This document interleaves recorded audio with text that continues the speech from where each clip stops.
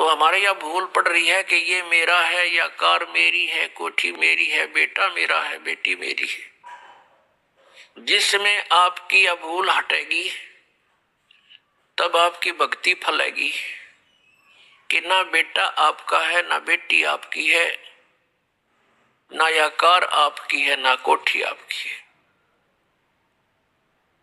अब आपके बच्चे नहीं हैं, ये परमात्मा के बच्चे हैं।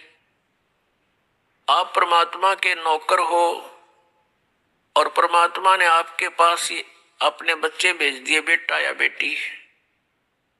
इनको आप अपना मान कर करते हो तो भूल भारी है आपके, लेकिन ये जीव के बस की भी नहीं। इस ज्ञान से धीरे धीरे और भक्ति से, इस एंटीबायोटिक औषधि खाने से, ये तत्व ज्ञान रूपी वचन सुनने से आपको बिल्कुल समझ में आ जाएगी कि सचमुच यहाँ अपना तो शरीर भी नहीं है। तो हमने इन बच्चों को जो आपको भगवान ने दिए हैं, इनके दास नौकर बनकर आपने इनकी परवरिश करनी है। भगवान से डर के इनकी सेवा करनी है, जैसे एक नौकरानी और एक नौकर मालिक के बच्चों की कितनी केयर टेक करता है।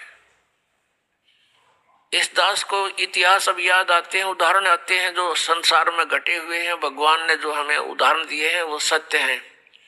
एक समय दास जब सर्विस करता था, ऑफिस में बैठा था और सामने गली थी, सड़क,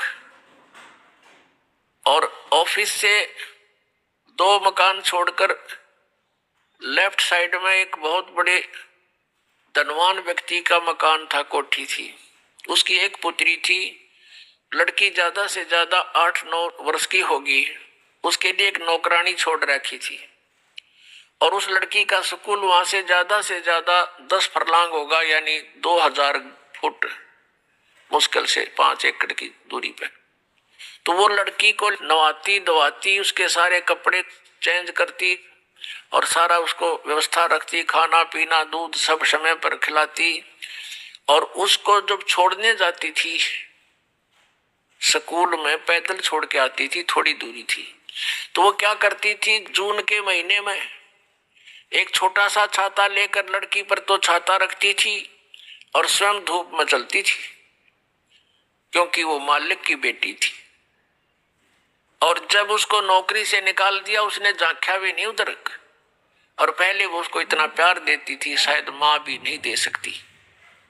तो ऐसे ही हमने इनको मालिक के बच्चे जानकर, और हम सभी यहाँ कष्ट में है, दुखी है, एक दूसरे को समझकर, जैसे एक सास बहू है और सास बहू का कहते हैं कुत्ते बिल्ली वाला बैर हो जाता है।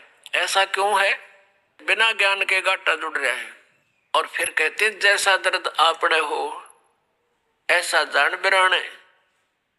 अब जैसे घर का मुखिया है, सास है, उसके अधीन पुत्र वधू है, अब उसके साथ दुर्व्यवहार करेगी तो उसकी आत्मा रोएगी, बोल सकती नहीं।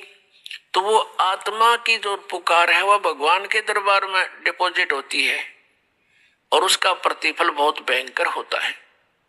फिर क्या होता है कि कई जगह ऐसा है कि पुत्र वधू इतनी हैवी है सास पर, उसको तंग करती है।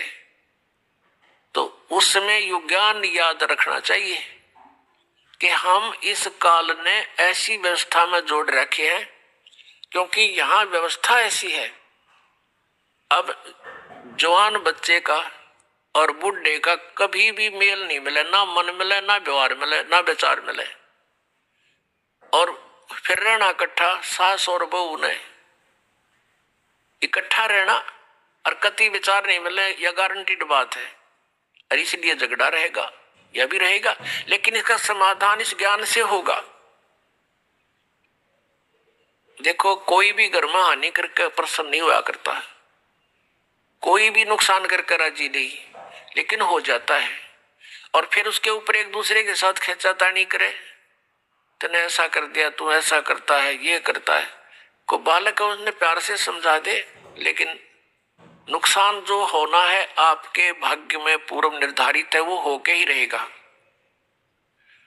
और वो नुकसान तो हो लिया और फिर वो झगड़ा बाकी रह गया, बेमतलब की टेंशन। जब आप परमात्मा की शरण में आ जाओगे ये हानि भी नहीं होगी आपके, सत्कर मान लेना। और इस ज्ञान से जब ये मन बकवाद करेगा, इस ज्ञान रूपी लगाम से यू रुकेगा। एक सास बहू थी, बुढ़िया बहुत लड़ा करती अपने पुत्र वधू के साथ, इकलौता पुत्र था। अब बेटा न्यू सोचा करता भाई माँ की बात नहीं मानी तो माँ की आत्मा दुख पाओगी, वो भी अपनी पत्नी को ही धमकाया करता, गलती होती चाहे ना होती, माँ को प्रसन्न करने के लिए। और बुढ़िया बहुत कलियारी थी।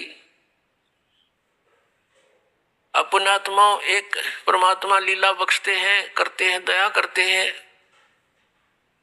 एक बहन सत्संग में जाया करती थी बुढ़िया माई, वो उनके घर चली गई, कुदरती परमात्मा भेजते हैं। और वह बुढ़िया लागरी कति श्लोक सुनान अच्छी बूंदी कहना अपनी पुत्र वधू को, और वह बेचारी बोल रहा नहीं। अब बोलूंगी तो फिर सामने अपने बेटे तकड़वाएगी, तो वह बेचारी चुप रहने में अपने खैर समझ रही थी। अब उस बहन जो सत्संग में जाती थी, परमात्मा परमेश्वर के विचार सुनती थी, उसने सोचा ये तो नरक हो रहा है इनका घर। उसने उस बुढ़िया को सहज सहज प्यार से कहा, बहन सत्संग में चल लेगी? ना हम नहीं जाया करा सत्संग में, ये तो उड़गी जाया कर ठाली, जिन्हें कोई काम कोई ना। हर बुढ़िया ने काम बहुत लड़ने का, और काम नहीं उसने, वो छूटे ना उससे। उसने फिर दूसरे तीसरे दिन फिर कहा कि आए एक बार मेरे साथ चल, कोई भी ना रही मेरे साथ चलने वाली, और मैं अकेली रहेगी, सत्संग में जाना है, जल्दी आ जावांगे। वह उसकी मुंह लागती सी थी। उस दिन वह बुढ़िया उसके साथ चली गई। अब साथ चलेगी तो वह सत्संग सुना, सत्संग सुने तो पुण्यात्मा असर होया कर, ऐसी बात नहीं। जब तक हम कुएं के मेंढक बने रहेंगे, हम उसी क्रियाओं से लिप्त रहते हैं, वैसे ही विचार हमारे बने रहते हैं, और ज्यादा ही दुख और बुराइयां हमारे अंदर प्रवेश होती रहती है। बुढ़िया ने सुने विचार, उसकी तो एकदम जो है ना एकदम परिवर्तन आ गया उसके अंदर। अब सचमुच हमने आपस में नहीं किसी को दुखी करना चाहिए। कथा सुनाई गई कि एक व्यक्ति था,